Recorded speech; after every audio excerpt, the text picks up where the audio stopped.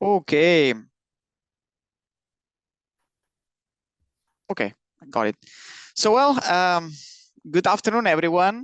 We have some US colleagues, so good morning. Very excited today. Very excited because we are launching this new community, this new forum of professionals in the south of Europe, right, as part of SPE. So it's we will talk a little bit on what it is about, but today is the first session of, I hope, at the beginning of a journey, right? A journey where we create a community of the plastics industry in South Europe. Obviously, there are a lot of different players in the value chain of South Europe, but we thought after seeing what it's being done in other regions, we thought it was a great idea to start trying to build a small group, a small community where we can talk a little bit more about the challenges and the opportunities and how do we collaborate together. Before we start, my name is David Lopez Piquer. I'm Associate R&D Director at Dow, basically very focused in the plastics industry, right, across market segment. And I am also leading this SPE Southern Europe Regional Interest Group. I wanted first to acknowledge and thank Patrick Farray, right, and the SP Board of Directors for accepting the creation of this new chapter in Southern Europe. We are very excited. We have started with a very small steering team with Zaida, with Veronica, with Matei, with Miguel Angel and others. We want all of you to join us in this journey because we have big ambitions to make this community a relevant one and to work together at the end, right? So for today, the agenda is going to be, I hope, interesting for you. First of all, we are going to talk a little bit more about SPE, right? What is SPE? And Mubashir, one of the serving the SPE board of directors last year, who has helped us a lot to establish this group, is going to talk a little bit about what is SPE, right? And why being part of SPE it's important for all of us. Then I'm going to talk a little bit more where this idea came from and what is the SPE South Europe interest group. And today we are starting with a small team, but I hope as of today, right, you all help us to make this community a bigger one and help us understand what could be areas of focus and opportunities for us together. Then we have a amazing guest today that joined to help us with the first session, giving different perspectives on the polyolefin market trends, right, in the region. Obviously, we are in the middle of a big disruption with PPWR, with all the directions around the Green Deal. So I think it's going to be important to understand different perspectives from different actors in the value chain and with different backgrounds, which makes it very inclusive and diverse. And then I like to open for further discussion on interest, right? Where do you see these sessions going? Where would you like to hear from who, which topics or areas of interest? Okay, I think it's we are building something from scratch, so we really need your help to define where to go and which areas of interest you think could be interesting, not only for us, but also for other people you might know in the industry, which might want to join us. Okay.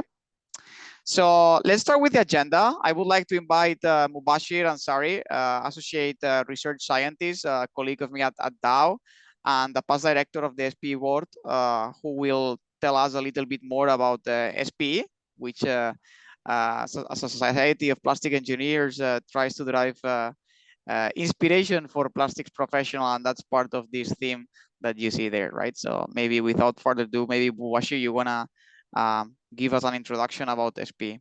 Yep. Thanks for the introduction, David. And hi, everyone. First and foremost, welcome to this new group. I'm very excited about the launch of the Southern European Regional Interest Group today and the exciting session that has been put together by the steering team. So I'll take a moment to introduce you all to SPE, particularly those who are new to SPE. And I encourage you to visit SPE website that provides the most up-to-date information about SPE, how it enables gaining direct access to industry experts, enables growth in the plastics industry through networking and mentorship opportunities, how SPE offers pathways for becoming a leader in the plastics industry by providing a network and enables gaining industry recognition. It provides opportunities for promoting businesses, and last but not the least, supports the plastic industry by funding educational programs and providing scholarships to students. Let's go to the next slide. So SPE is really your knowledge center. And through its more than 45 events that are organized annually, it introduces you to new concepts and business practices, renews job excitement, and helps you become more effective and productive. Personally, I work in R&D, and there's always a desire to learn about new concepts and technologies. I really find the quickest way to get up to speed is by finding some SPE conference or webinar that aligns my research needs, such as SPE's flagship annual technical conference or International Polyolefins conference, or for that matter, any other topical conferences. SPE has an online library that has a vast collection of journals, articles that are accessible to its members, allowing you not only to read, but also to publish in them. Let's go on to the next one.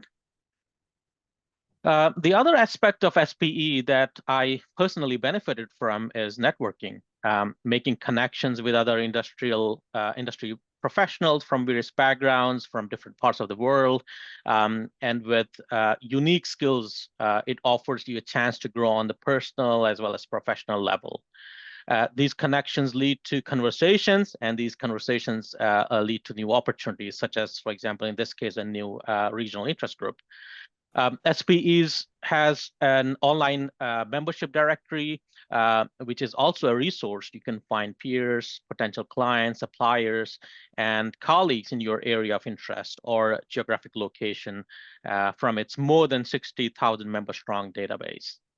SPE Communities is another resource, which is an online discussion forum. You can post your questions and engage with your peers and get some solutions or technical solutions to the various problems that you're facing in your field of expertise.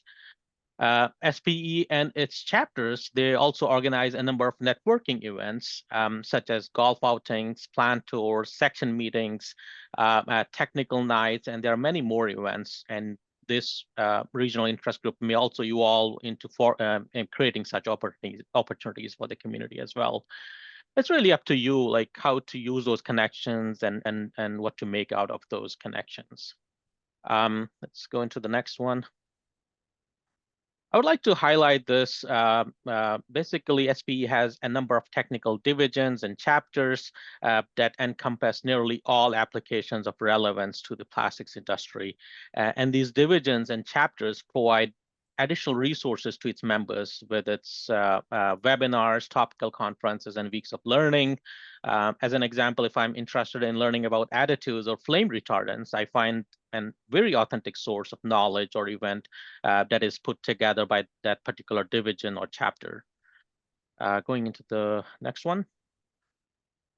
SPE is also organized into various geographic locations. As you can see here, there are a number of sections, and one such section is the one that's being launched today, SPE Southern Europe Regional Interest Group, which David will talk more about. With that, I'll conclude, and I'll mention that we have members of SPE headquarters team on the call, also SPE's CEO Pat Farre, and Praveen Bupalachandran, who is the director of chapters and one of the current board members, is also on the call. You can reach out to them if you have any questions about these resources and learn more in more detail about these resources. With that, I will turn it over to you, David. Thank you. Excellent. Thank you, Bashir. Okay, let's talk a little bit about the Southern Europe interest group. We put here a few areas that we believe can be interesting, right? Obviously, we are starting, like I said before, so looking forward to your ideas to continue strengthening the scope and the impact of this group. First of all, it's born as a platform for professionals, like Mubashir said, a platform for networking in Southern Europe, right? A platform to meet people, a platform to collaborate, right? We want the scope to focus on polymers and plastics in general, right? We've been thinking a little bit more what are other groups that are driving interest in the region, and we believe there is a space in the polyolefin market, right? Where we could exchange more thoughts, where we could raise awareness of the challenges, because at the end we have a lot of challenges in the plastics industry. But if we work together, I'm pretty sure we can revert and translate those challenges into opportunities. We also want to discuss a little bit more about market trends.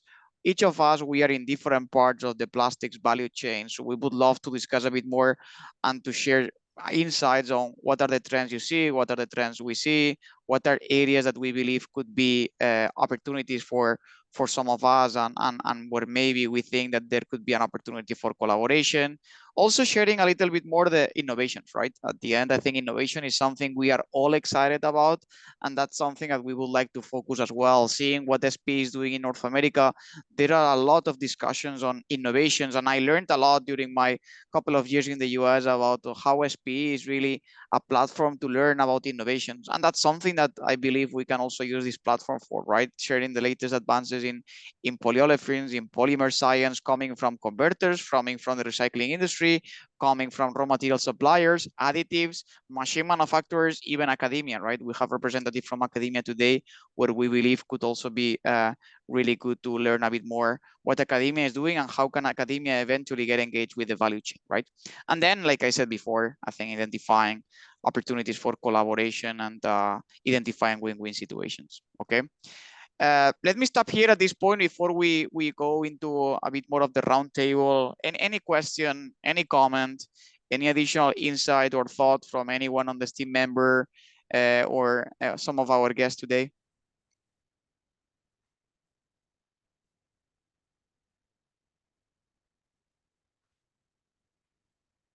Nope.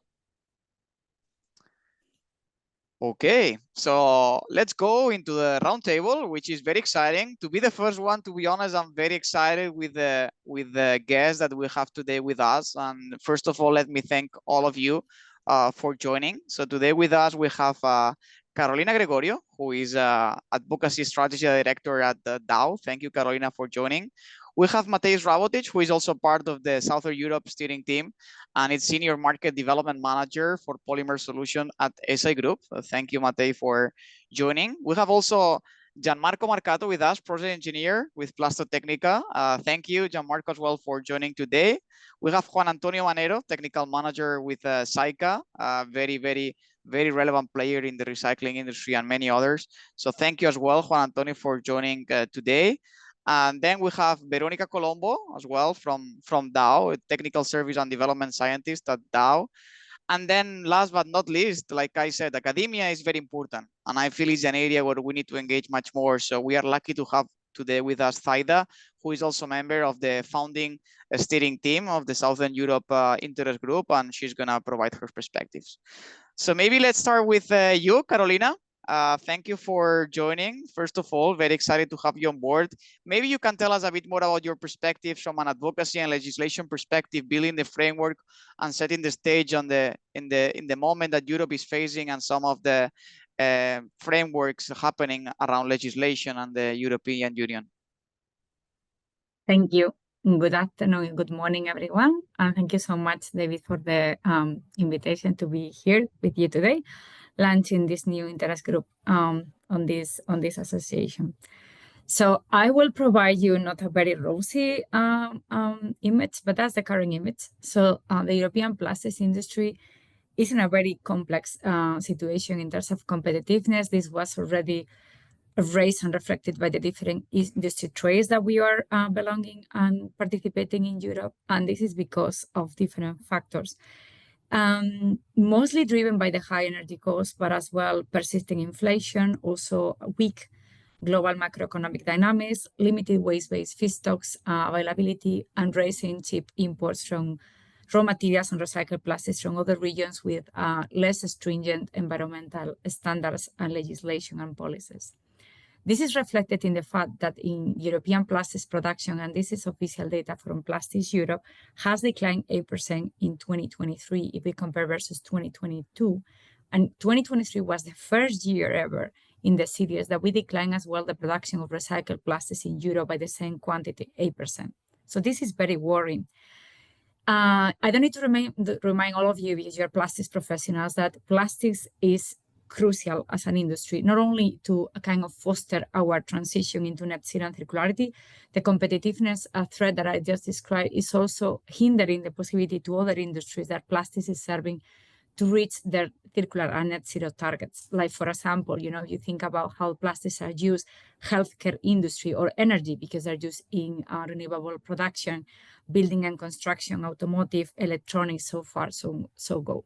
So this is kind of hindering other industries' net zero options, and it's also having a huge economic impact. Just to give you the latest numbers, the plastics industry in Europe is supporting 1.5 million jobs across Europe, and is generating more than 350 billion of euro turnover, and this was the data from 2023. So huge economic impact. Of course, Southern Europe, because we are in this region, right, is one of the largest regions in production and use of plastics within the European framework. So it's a big contribution to that jobs and turnover. So what we're calling for, right? Because in this situation, and it's not nice, and of course it's not only the European situation, the global dynamics for plastics and the threats and that are coming with the transition to circularity are many common elements of challenges in different parts of the world, not only Europe. So we, industry, are calling for a certain simplified policy framework that is restoring European competitiveness for the plastics industry. So we are able to achieve in our ambitions to progress with the transition, David, you were using that word in the introduction, towards a new economy for plastics, which is more circular and which is pointing into net zero to fight waste and climate change issues. So that's why really welcoming the Draghi report that was issued in Europe last year, that is talking all about competitiveness, how to restore that, and what are the policy needs in Europe to get activated in the coming years to restore that matter. The good thing is that the new elected president of the European Commission has unveiled the priorities end of last year, reconfirming, Ursula, that those will be priorities to work on competitiveness for the industry in the next months. In fact, we're waiting for end of February, in which we are planning to see the proposal from the Commission, from the Omnibus proposal, which is a simplified framework to help industry to navigate to net zero end of February this year, so kind of in 1 month from now. And as well, we are hoping to see mid of this year a new proposal for a simplified circular economy policy framework in Europe. This is needed. This is good. Let me finalize with a more pink image, because I just want to leave you with a message which is positive. We are on a journey. The situation is tough. And I think, just to remark, innovation, collaboration are crucial things, together with an effective policy framework to enable us to get there. So that's why those interest groups like the one we are forming today are crucial to keep on fostering discussions and collaborations in an honest manner and transparent manner across value chain. We need all to be aligned. Plastics raw materials producers, additives producers, plastics producers, recyclers, waste management companies, so far, so forth, to be together to enable those innovations to come through, because more and more they will come from collaboration through value chain and not only one company giving one material as it used to be in the past. So we need more system integration for innovation activation. That's from my side. Hope it was useful. Thanks. Excellent. Thank you, Carolina. Any question for Carolina? I think we have some time for questions. Let me remind that you can use the chat as well in case you have any question. I know Carolina is going to stay a little bit longer in case you have any questions for her. Clearly, I think innovation and collaboration are two buzzwords that we love in this community. So definitely an area for us to think more towards as we establish this community, right? Okay. Thank you, Carolina. Thank you for joining. Definitely, I think listening about the legislation, the framework, and how Europe faces those challenges, but those opportunities as well, it's important. Now we move more into you, Matej. I think coming from the perspective of the additive supplier and a multinational company like SA Group, tell us a bit more how you feel about the opportunities in the market. Yeah, thanks, David. First of all, good afternoon, good morning to everyone, and thanks, David and SPE for organizing this platform. It's I know this platform and the different platforms within SPE are very active in the US, North America, so it's good to see that that's also now coming into Europe. So thank you for inviting me to be part of this today. My name is Matej. I'm a Global Market Development Manager for SI Group. I'm working globally to introduce new additive solutions in plastics, rubber, and adhesives. So I'll just maybe highlight a couple of market trends and drivers that we see as additive supplier for that industry. Obviously, market trends and drivers are very different from region to region, from market to market, and from application to application. But I think when it comes to Europe, that's something that Carolina mentioned before, and something that we definitely see as well, is sustainability as the main driver in changing the formulations and adapting new additive solutions to make sustainability happen. And sustainability, when it comes to additives, we kind of divide it into 3 different segments. One is obviously the recycling, and in that perspective, it's mechanical recycling and the additive solutions that are necessary to make recycling contents boost the performance and make it useful in the end applications. But as well, within sustainability, we look into reducing the carbon footprint. So there's additive solutions that are available on the market or are being developed to make plastic articles and items lighter, which helps with reducing the carbon footprint of the final article and of the whole operation. And nevertheless, there's also need for bio-based and biodegradable additives, and also for additives that can help making some of the plastic articles biodegradable.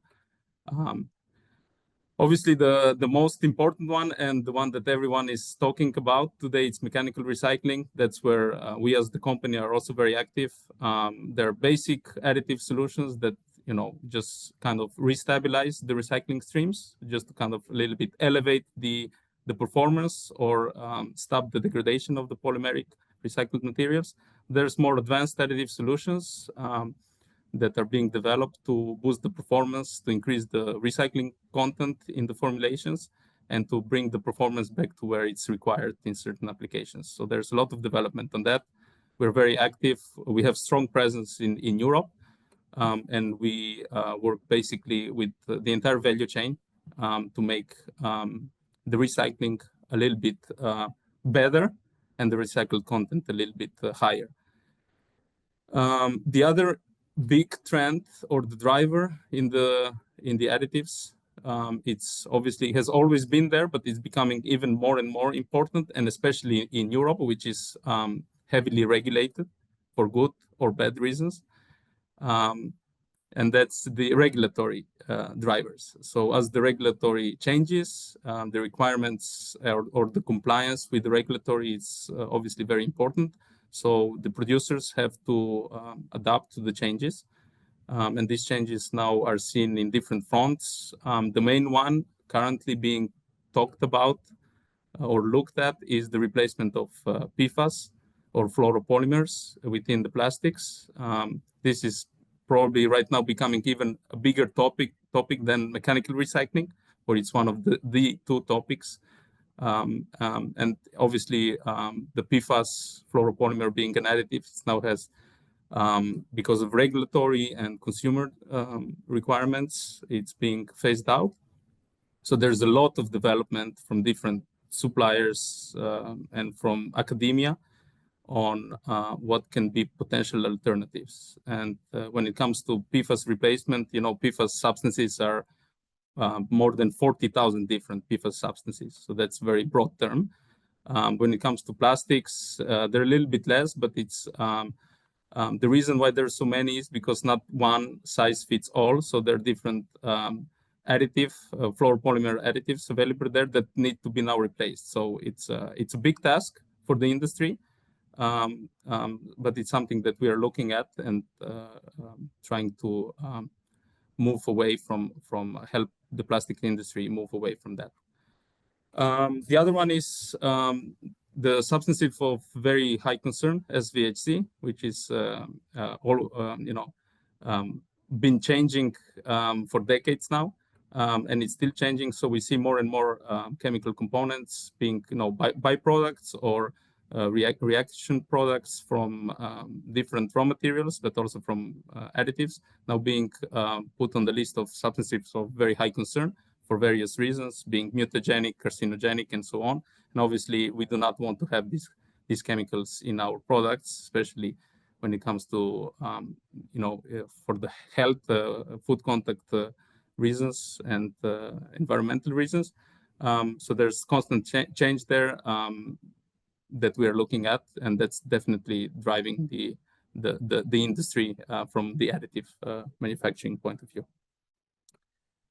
I'm happy to share more about that, David, but I'll pause here.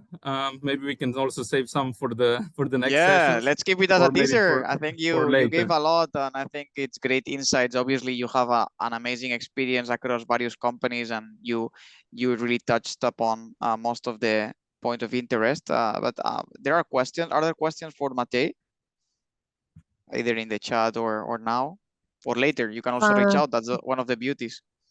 Matej, maybe I have a question if no one has any other. So when you talk about mechanical recycling, actually, are you developing or focusing more into additives to be added during the recycling process, or rather having additives to be added to the virgin that can last longer? Yeah, that's thanks for the question, Veronica. That's a very good point. We are, as primary focus is developing additive solutions to be added during the recycling. At the very first, when the plastic material is being recycled, because it's very important to introduce the additives as early as possible or as soon as they're being recycled, because this prevents further degradation and deterioration of physical properties. So that's number one. At the same time, we are also looking at offering the additive solutions that are there as we're talking about the circular economy. So we also then need to have additives present within the virgin polymers that are going to be circular. So we're looking at developing this, and we have solutions for that. One of the options is always to add a little bit more, so it stays there for a couple of more cycles. But we are also developing more performance-based additives that provide extra protection during the recycling steps. That's something that we look into as well. Excellent. Thank you. Great question as well. Thank you for bringing it up. And yeah, any others, please use the chat as well. Thank you, Matej. So now we keep moving after building the framework with the legislation and Brussels. Now hearing from Matej on opportunities for additive innovation. Let me move a bit more towards the converter, right? And we have the pleasure to have with us today Gianmarco Marcato from Plastotecnica. Gianmarco, thank you so much for joining. And yeah, looking forward to hear a bit more from you, your perspective on the opportunities that we have with the polyolefin market in Southern Europe. Okay. Good morning, everyone, and good afternoon for who's in the afternoon. Okay, thank you, David, for introducing me, and thank you, everyone, for participating in this. A bit of context. I'm here representing Plastotecnica, which is a company focused on extrusion of polyethylene, mainly through blown and cast film technologies. We work mainly in the packaging sector, but we also have specific application in the technical and food grade sectors. So we can divide the market trends we see depending on the sector we focus on. So, for example, starting from obviously packaging, which is our most important part. We saw obviously that packaging is the sector that was most impacted by the regulatory focus on recycled material and PPWR. So we've seen in the last couple of years a steady increase in customers asking us for the same product they've already been buying for like 10 years, but with an increasing percentage of recycled content. So we started seeing at the beginning around 30%, and now we're starting to move towards 50 to 60%. This has happened mostly in the countries that have already implemented some form of plastic tax, so for example, Spain or the UK. But we also saw this from customers in other parts of Europe where they are future-proofing their materials by planning ahead and starting to ask for recycled material. Regarding the recycled material, most of our efforts in the last couple of years have been directed towards the supply chain, because obviously recycled material isn't as stable as virgin material. So finding a good supply that keeps the material consistent along the batches that we order hasn't been as easy as we expected. So, and this obviously has had some repercussions in our production, because obviously inconsistency means that while we produce material, we could find that a single batch, a single pallet of product starts diminishing our efficiencies because of stoppages and problems. So obviously, the most important part for us has been focusing on the supply chain. If we focus instead of the trends in the food contact sector, as Matej said before, the main one has been the reaction of the market to the ban of PFAS in food contact materials that comes into fruition from, I think, October 2026. And obviously, this means that while in the packaging industry, the requirements have been set by our customers, which ask for recycled material. In this case, the suppliers themselves have started changing their portfolios and going from PFAS materials to PFAS-free. What does this mean? That we have to concentrate our efforts in ensuring that even in the during the change of raw material, we still do not alter the performance of the final products, because obviously we're talking about more technical sectors which have higher standards. Regarding the food contact sector, another interesting development, which is a bit of a mix of the two things, it's not about the PFAS discussion, but the recycling discussion.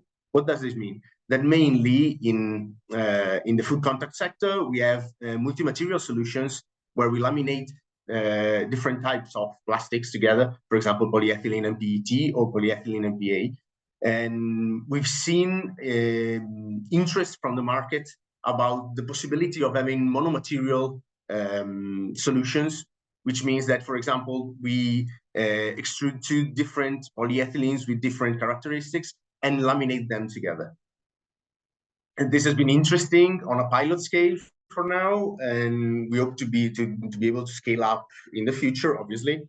And well, this could bring more recyclability and more circular usage of the material also in the food contact industry. Thank you for everything, and well, that's it. Yeah, thank you, Gianmarco. I think you pointed out very clear areas where obviously we have been talking about opportunities, but also as you look into those opportunities, there are also challenges, right? As you pointed out. So Absolutely. Yeah, very, very good point. And that's why they need us, right? They need also engineers to solve those problems and come together to look for solutions. Maybe any question for Gianmarco? I see there are some comments in the chat that you can address, maybe Gianmarco later, and if there are further questions, we can follow up. Okay. Okay, well, the question about the 50 to 60% of PCR material, we've seen that, let's say, at the moment, we don't have, at least here, the certifications we have are not separate into PCR and PIR. So, for example, in more easier to tackle industries, like, for example, beverage or what is the other one? Bedding, packaging. We've seen that even with Okay, well, let's keep on with this question. We've seen that PCR is relatively easy to use, obviously, when thicknesses are a bit higher and we don't have problems connected to it. So, for example, once we go into tissue paper or things of the sort that start going towards 30 to 40 microns, We start having problems, obviously, with the PCR because being of lower quality in respect to virgin material, we start having problems with the efficiency of the production, obviously, because we start having stoppages. We start having to stop the plant a bit more times in a day, because obviously we have to clean filters and everything. So yeah, it's possible. It's already a stable production for higher thicknesses and easier industries as far as requirements go. But once we start going towards more critical applications, obviously it's still an open book about what we can do and what we are trying to do. very good. Thank you, Gianmarco. I think you can address, there are some other questions in the chat, so maybe you can address them, and we are gonna move into the next. We've been talking a lot about PCR incorporation and recyclability. I think we couldn't have a better speaker now than Juan Antonio Manero Barrio from SAICA, right? Juan Antonio, thanks for joining, and maybe you can tell us a little bit more about how you see the market and the opportunities from your perspective. Okay, good morning. Thanks to SPE for the invitation. I'm Juan Manero, the technical manager of NatureCycle Plus, that is the company in the SAICA group that are dedicated to the recycling of polyethylene coming from waste, transparent films waste of supermarket.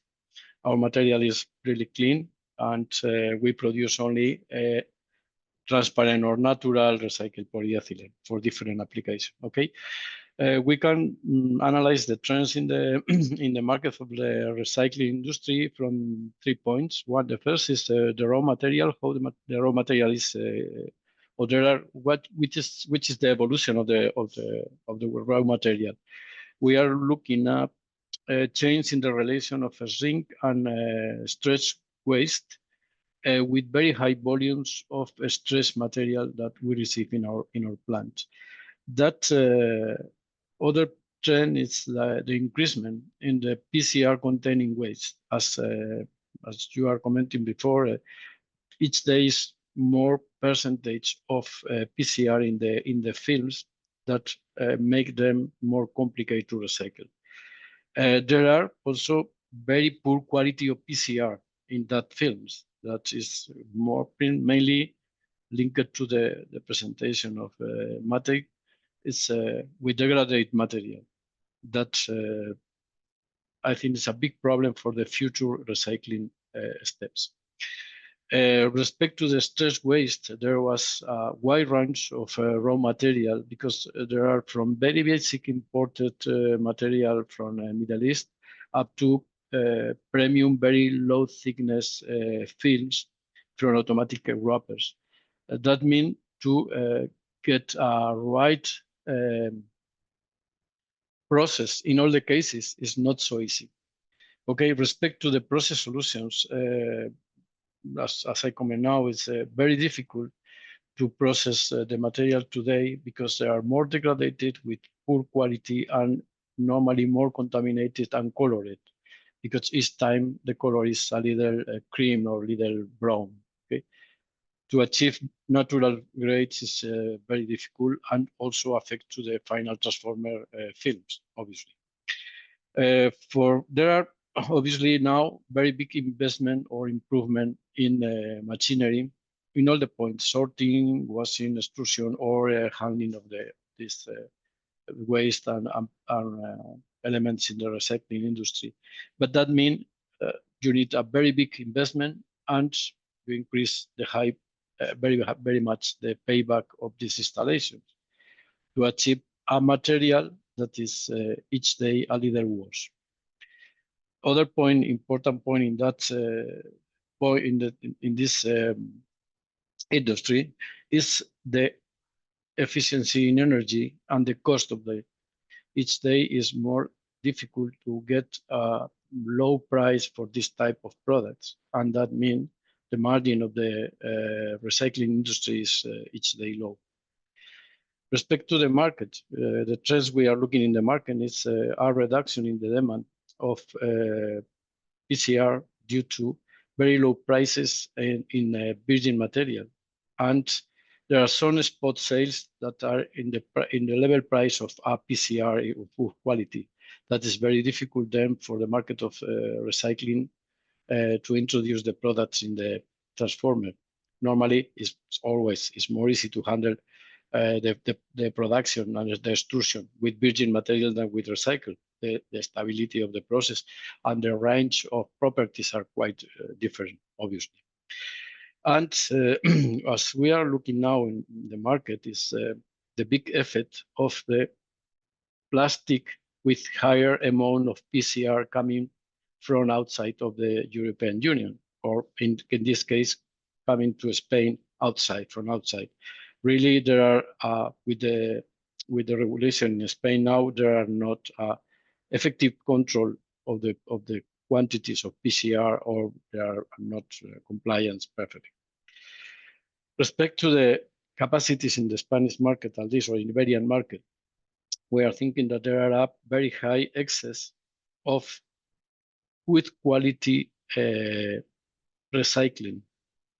There are a lot of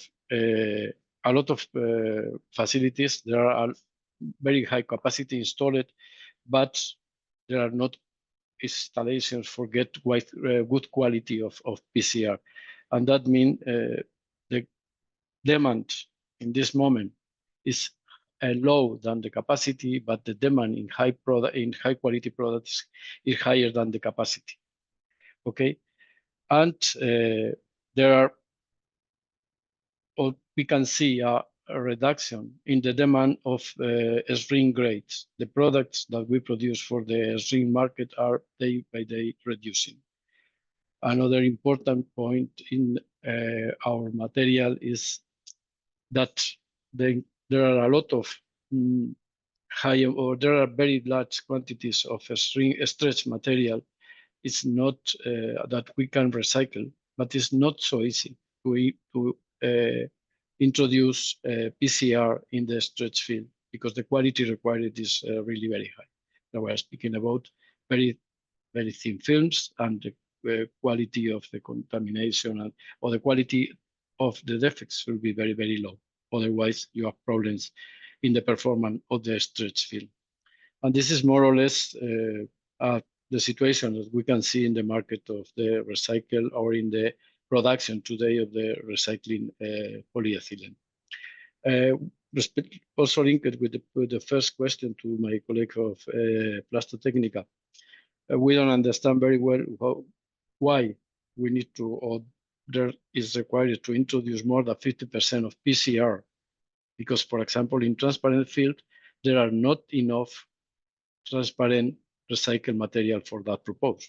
Then it's a stupid situation. Okay, and this is our feeling from the SAICA side. This is fantastic. Thank you so much, Juan Antonio. I think you said it very clear. There is an opportunity. There are challenges. There is a lot of innovation, right? Innovation in sorting, in washing, in extrusion, and all of the above are going to bring us an opportunity for high performing as well.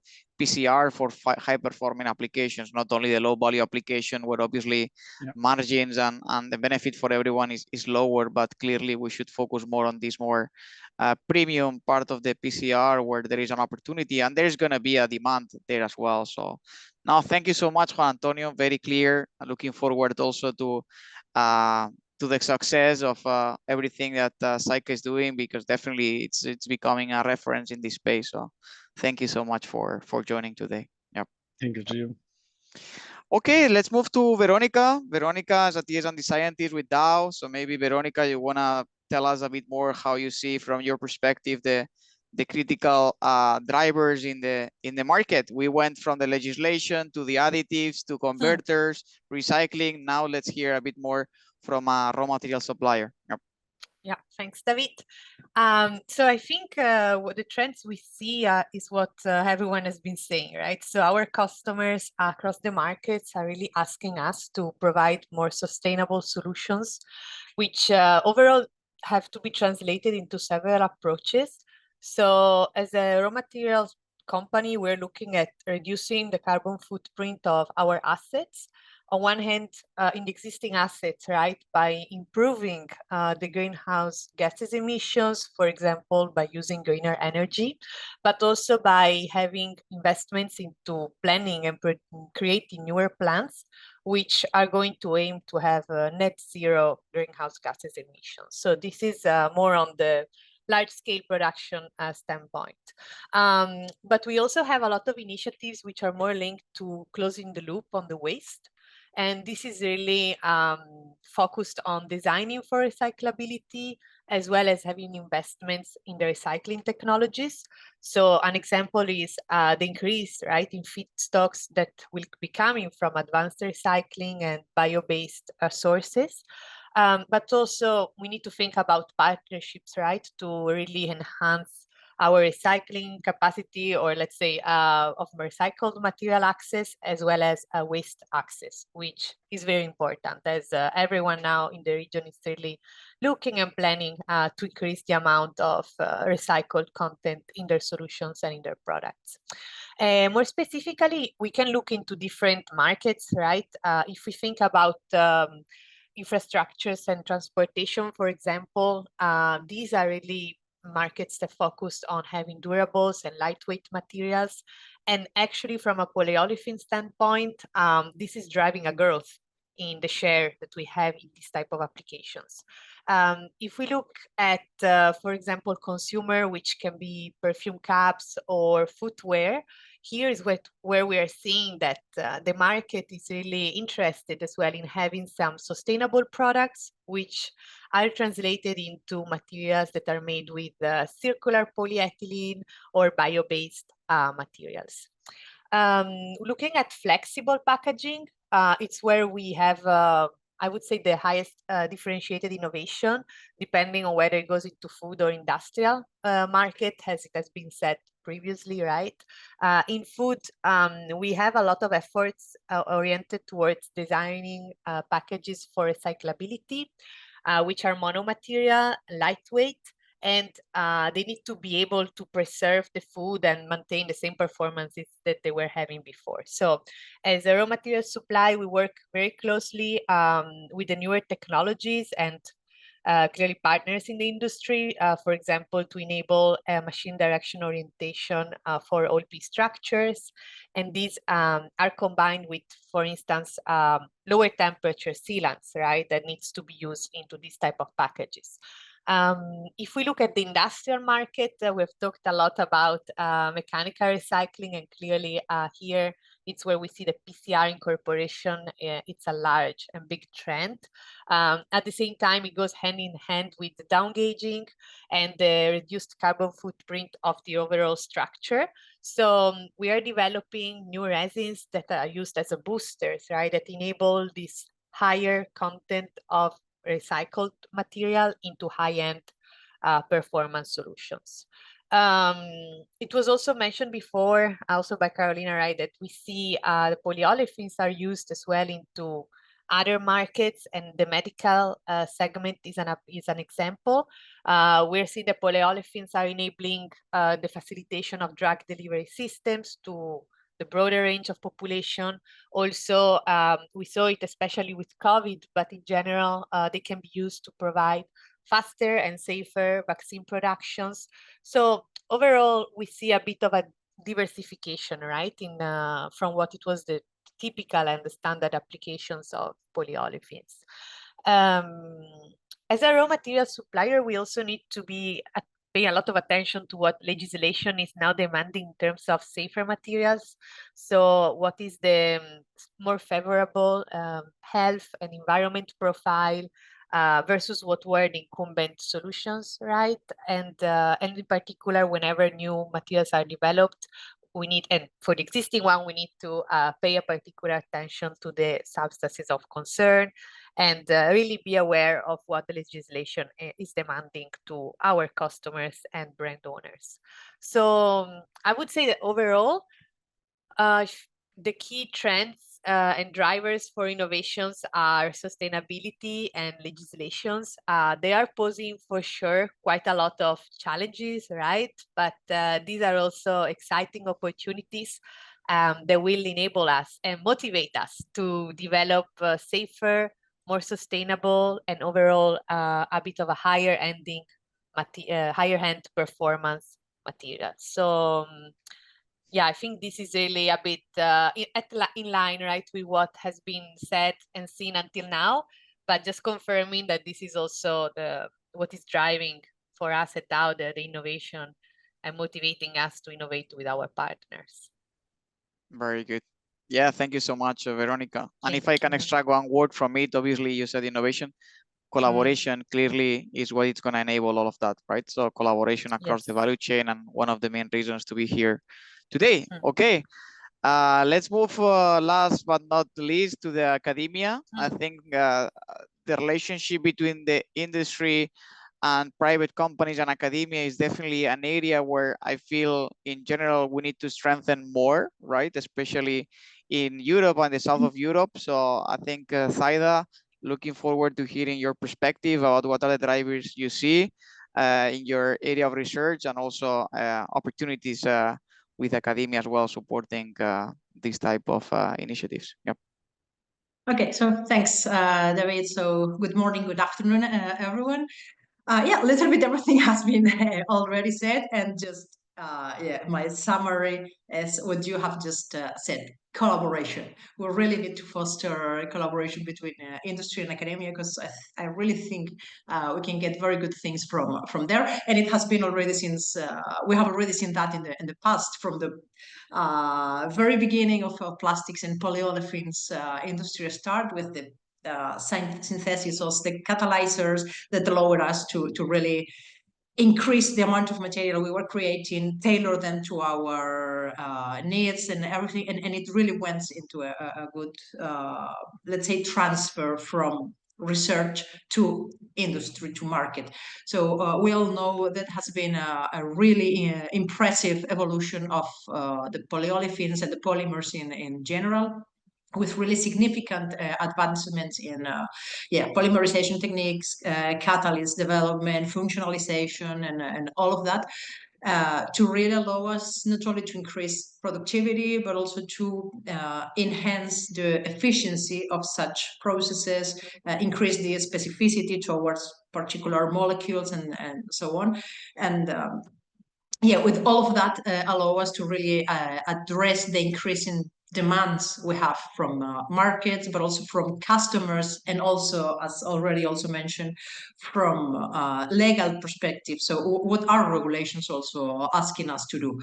So from my point of view in academia, we can really offer support to industry, to companies, to develop and to really bring these innovations into actual materials or actual products. And for instance, in the last, as you know, the last developments are the incorporation or the functionalization of polyolefins to improve compatibility with other materials, or to either to increase stability during recycling, or to increase biodegradability if we want them to really degrade in natural environments, or into different what's the word, conditions.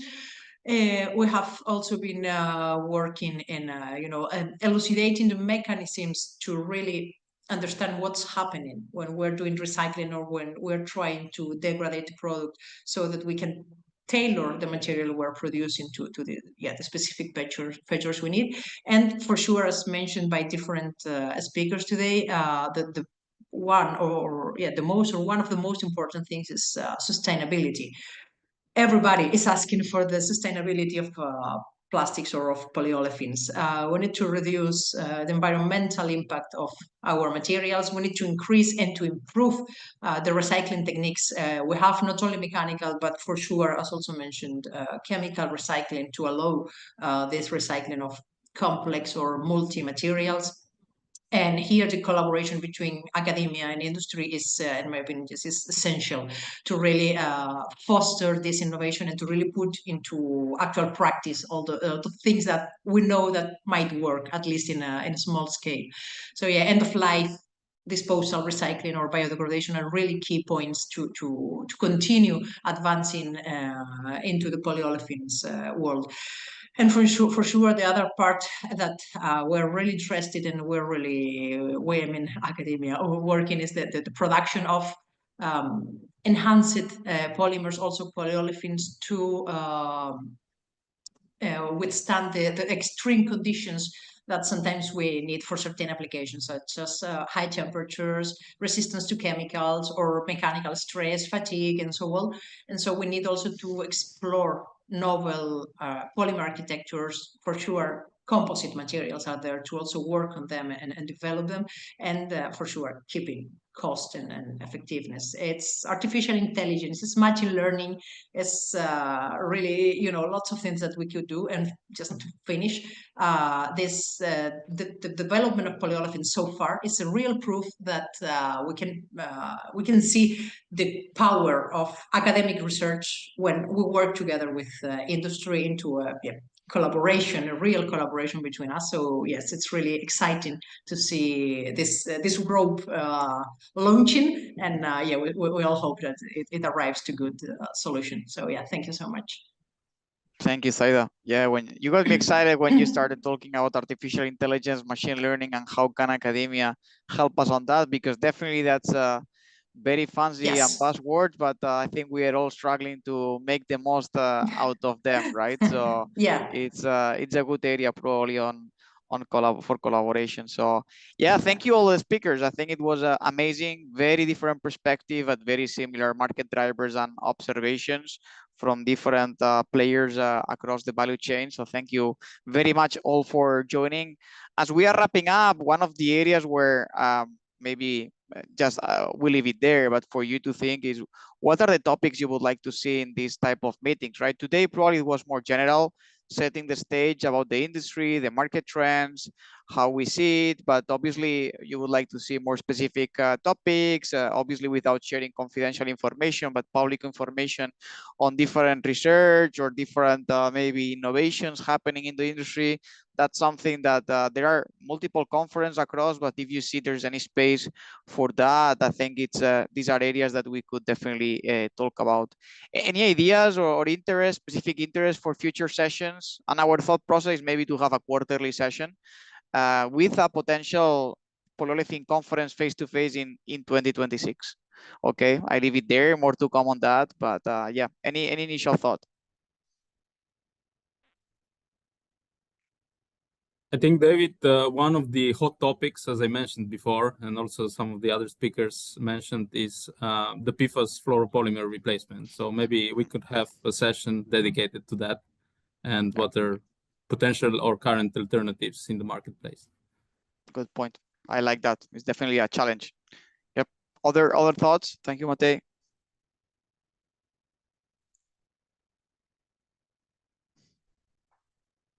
Nope.